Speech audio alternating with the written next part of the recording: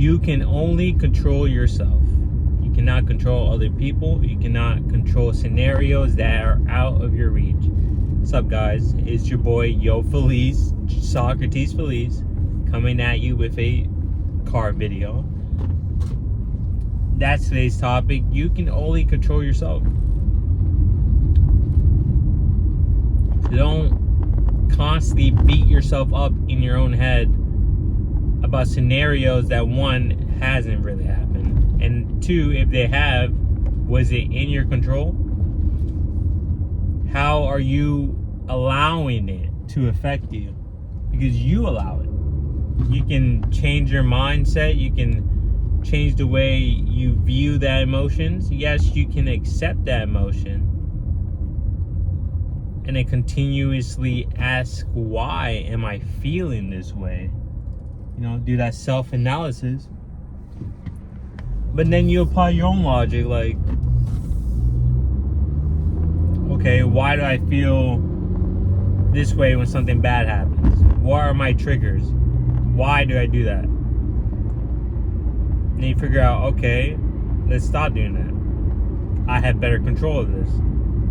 Am I still here? Am I still alive? Yes. Okay. That's the most important thing. Every time something bad happens and your emotions spring up, just ask yourself, am I still alive? Yes. Am I still in control of myself? Yes. Do I still have both my arms and legs, my mind, my taste buds, my hearing, my eyesight? If the answer is, oh yes, you have nothing really to complain about. Because guess what? The moments get to pass and you're going to feel a different way later on. That's why you are only able to control you and yourself and I. If you're in a bad scenario, you can change your mindset to be in a positive scenario. You can envision to the point that you taste the air on top of a mountain. You can envision yourself with the breeze, with the sun beating on you, the humidity. You can do that. If you're in a terrible scenario, for example, in the book Master of the Key System, there was a part where people in the Holocaust, there was one man who just kept thinking positively to the point that it even affected the guards. Right? And then it affected everybody else in the camp, which springs, at the end of the day, hope. We've seen it in movies. As long as they have hope, right? As long as you have hope within yourself, that is your foundation in controlling your own emotions. But going back on topic, there are things you can't control. You can't control the weather. You can control what you wear. You can control if you brought an umbrella. You can control if you go out in the rain or not. You can control all that. You can't control the weather. You can't control other people. You can influence other people. You can learn the skills to influence other people. But where does that go back to? It goes back to you.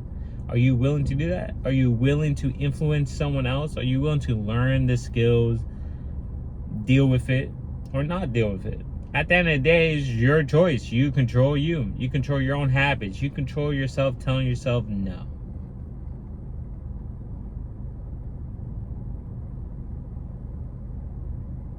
And if you are trying to lose weight and you have a bunch of foods in front of your face, or because you live with your family and they buy goofy shit, right? And you told yourself, no, I'm not going to drink this.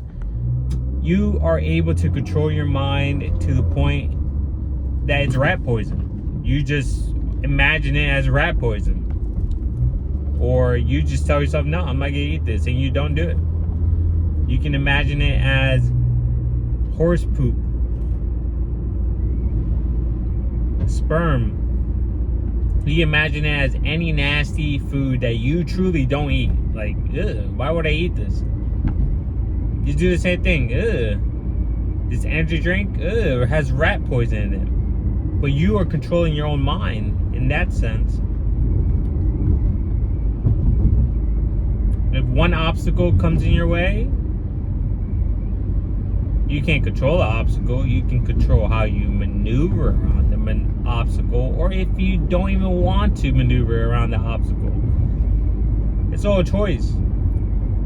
And that's where it comes from. It comes down to controlling you, yourself, and I mentioned this in one of my videos or rambles. Stop throwing expectations on other people. Stop thinking for other people.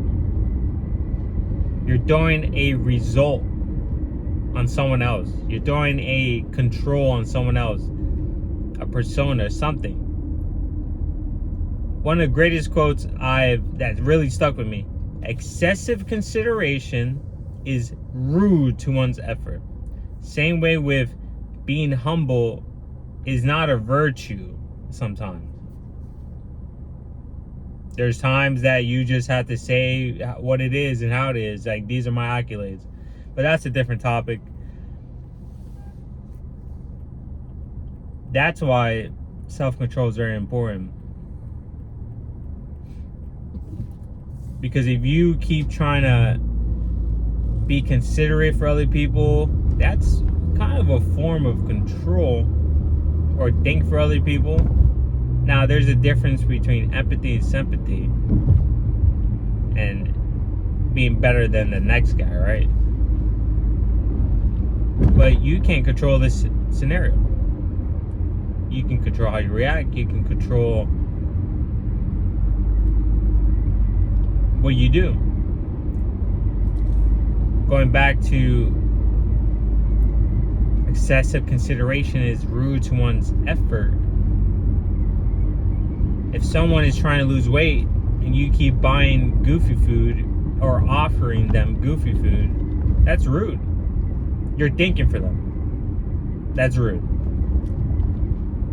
You're not paying attention to them busting their ass. Well, you probably won't see it, but you see the little discipline, the change and everything, and you still want to offer them like goofy stuff. You still want to offer them alcohol, weed, all these other drugs. You still want to do that after you see them like put in the work to be clean? That's rude. That is very rude. But you can control yourself to move out of that friendship or group or house or family or relationship.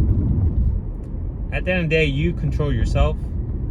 If you want to picture yourself on a puppet string and you control and you're puppeteering yourself, then do that.